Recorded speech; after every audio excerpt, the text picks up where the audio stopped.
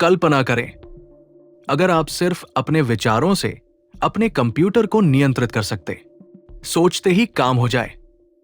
ये अब कोई विज्ञान फंतासी नहीं, बल्कि हकीकत बन रही है। दिमाग और मशीन के इस अविश्वसनीय कनेक्शन की कहानी लेकर आए हैं इंडी वर्ल्ड स्टूडियो पर। आइए जानते हैं इस क्रांतिकारी तकनीक के बारे में। कल्पना करें कि आप सिर्फ अपने विचारों से अपने कंप्यूटर को नियंत्रित कर सकते हैं। हां, आप बस सोचें और काम हो जाए। ये अब कोई विज्ञान फंतासी नहीं है। मिलिए नोलैंड ऑबर्ग से।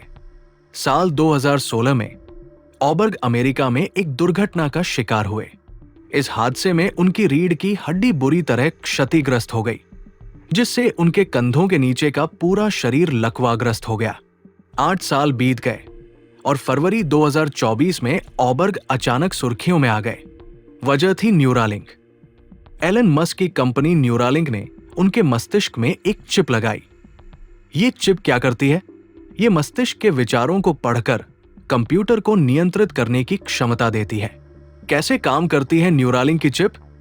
न्यूरालिंक का इम्प्लांट खोपड़ी में एक छोटे कंटेनर को स्थापित करता है, जिसमें एक प्रोसेसिंग चिप, बैटरी और 64 बारीक धागे थ्रेड्स होते हैं।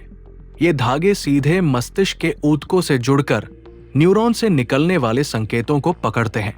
ये चिप एक रोबोट की मदद से उस मस्तिष्क क्षेत्र में लगाई गई, जो शरीर की हरकतों को नियंत्रित करता है। इसका मकसद था ब्रेन कंप्यूटर इंटरफेस BCI बनाना, जिससे लोग सिर्फ सोचकर कंप्यूटर कर्सर या कीबोर्ड को नियंत्रित कर सकें। ऑबर्ग ने अपने विचारों से कंप्यूटर को कैसे चलाया? स्क्रीन पर देखा गया कि ऑबर्ग सिर्फ अपने विचारों से कर्सर को हिला रहे थे। वे अपने दिमाग की मदद से ऑनलाइन शतरंज जैसे गेम भी खेल रहे थे। ये सब संभव हुआ ब्रेन कंप्यूटर इंटरफेस की वजह से। सब कुछ सामान्य चल रहा था, लेकिन तभी एक समस्या आई।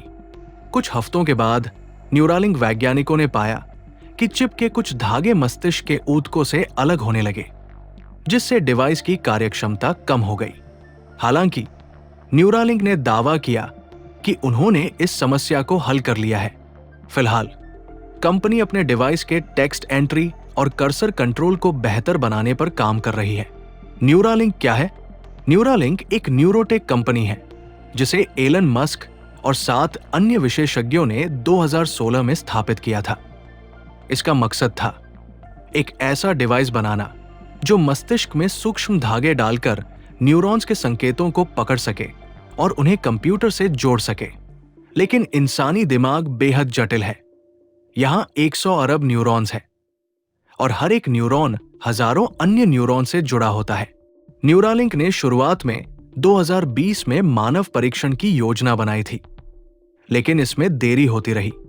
आखिरकार सितंबर 2023 में अमेरिकी FDA food and drug administration ने मानव परीक्षण की अनुमति दी। पशुओं पर परीक्षण और विवाद। मानवों पर चिप लगाने से पहले न्यूरालिंक ने इसे भेड़, सुअर और बंदरों पर परीक्षण किया, लेकिन जल्द ही रेगुलेटर्स ने उनकी पशु परीक्षण प्रयोगशालाओं की जांच शुरू कर दी। 2024 की शुरुआत में पाया गया कि उनकी प्रयोगशालाओं में गुणवत्ता नियंत्रण और रिकॉर्ड कीपिंग में कई खामियां थी। न्यूरालिंक की प्रतिस्पर्धा। 2023 में न्यूरालिंक की वैल्यू $5 अरब आंकी गई थी। कंपनी अपने पहले इम्प्लांट को एक बड़ी सफलता मान रही है, लेकिन यह तकनीक अभी भी शुरुआती चरण में है। इस क्षेत्र में न्यूरालिंक अकेली नहीं है। उदाहरण के लिए ऑस्ट्रेलियन न्यूरोटेक स्टार्टअप सिंक्रोन, जिसे बिल गेट्स और जेफ बेजोस का समर्थन प्राप्त है, पहले ही 10 लोगों के दिमाग में अपने डिवाइस का इम्प्लांट कर चुका है। सिंक्रोन और न्यूरालिंक में अंतर। सिंक्रोन की खासियत यह है कि उसका डिवाइस खोपड़ी काटे बिना सीधे रक्त वाहिकाओं के जरिए मस्तिष्क में डाला जाता है। ये उन लोगों को स्मार्ट होम डिवाइस और कंप्यूटर नियंत्रित करने की क्षमता देता है जिनकी शारीरिक गतिशीलता सीमित है। मस्तिष्क चिप और गोपनीयता का खतरा। ब्रेन कंप्यूटर इंटरफेस की दौड़ में चीन भी तेजी से आगे बढ़ रहा है, लेकिन सबसे चिंताजनक बात यह है कि चीन सिर्फ मेडिकल उपयोग के लिए नहीं, बल्कि आम जनता के लिए भी नॉन इन्वेसिव, बिना सर्जरी के BCI विकसित कर रहा है। अब सवाल उठता है, क्या इस तकनीक से लोगों की निजता खतरे में पड़ सकती है? अगर मस्तिष्क की गतिविधियों को नियंत्रित किया जा सकता है, तो क्या यह संभव है कि बिना अनुमति के किसी के विचार पढ़े जा सके? भविष्य, क्रांति या खतरा? ब्रेन कंप्यूटर इंटरफेस का भविष्य बेहद रोमांचक और संभावनाओं से भरा हुआ है। ये लकवाग्रस्त मरीजों और दिव्यांगों के लिए वरदान साबित हो सकता है, लेकिन इस तकनीक से जुड़े तकनीकी और नैतिक जोखिम भी बड़े हैं।